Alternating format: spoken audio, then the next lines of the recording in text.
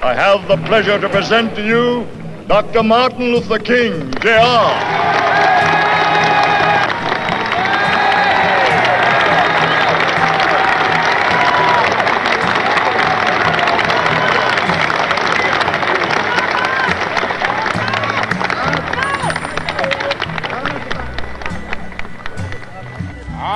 Happy to join with you today in what will go down in history as the greatest demonstration for freedom in the history of our nation.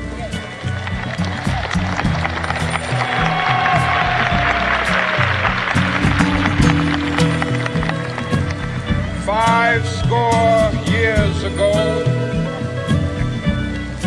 a great American in whose symbolic shadow we stand today signed the Emancipation Proclamation.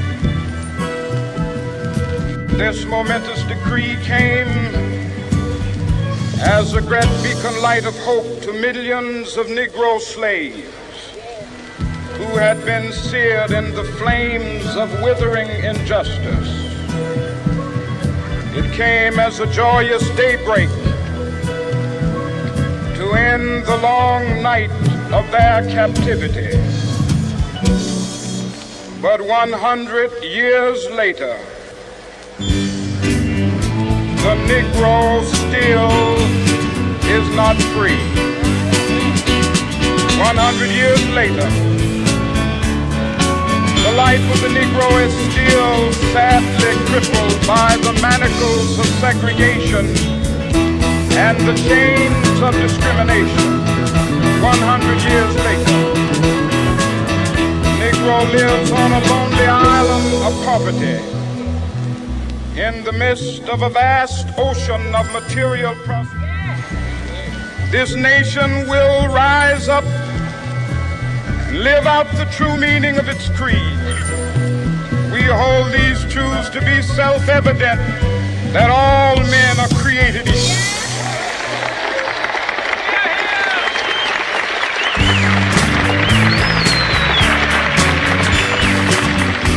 I have a dream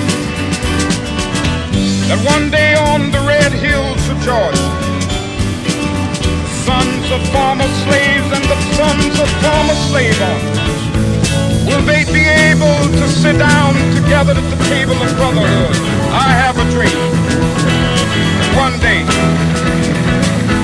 even the state of Mississippi, a state sweltering with the heat of injustice, sweltering with the heat of oppression, be transformed into an oasis of freedom and justice. I have a dream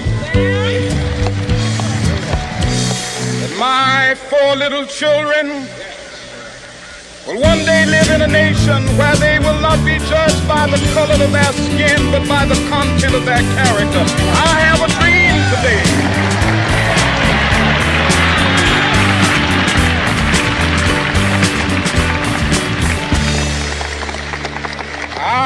a dream that one day down in Alabama, with its vicious racists, with its governor having his lips dripping with the words of interposition and nullification, one day right there in Alabama, little black boys and black girls will be able to join hands with little white boys and white girls as sisters and brothers. I have a dream today.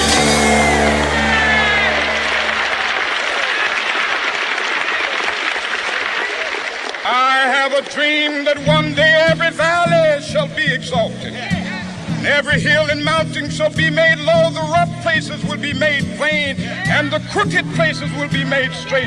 And the glory of the Lord shall be revealed, and all flesh shall see it together.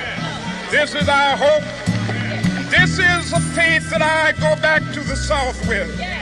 With this faith, we will be able to hew out of the mountain of despair a stone of hope. With this faith, we will be able to transform the jangling discords of our nation into a beautiful symphony of brotherhood. With this faith, we will be able to work together, to pray together, to struggle together, to go to jail together, to stand up for freedom together, knowing that we will be free one day. This will be the day. This will be the day when all of God's children be able to sing with new meaning, my country, tears of thee. Sweet land of liberty, of thee I sing.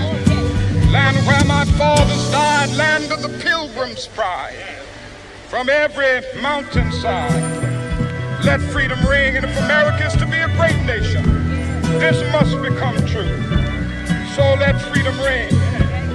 From the prodigious hilltops of New Hampshire, let freedom ring.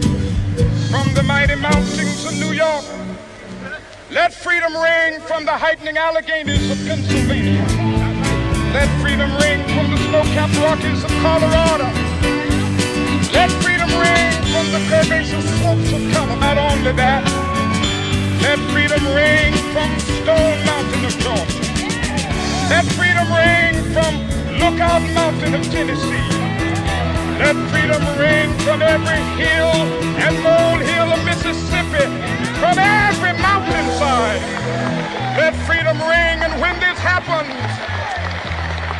when we allow freedom ring, when we let it ring from every village and every hamlet, from every state and every city, we will be able to speed up that day when all of God's black men and white men, Jews and Gentiles, Protestants and Catholics will be able to join hands and sing in the words of the old Negro spiritual. Free at last, free at last.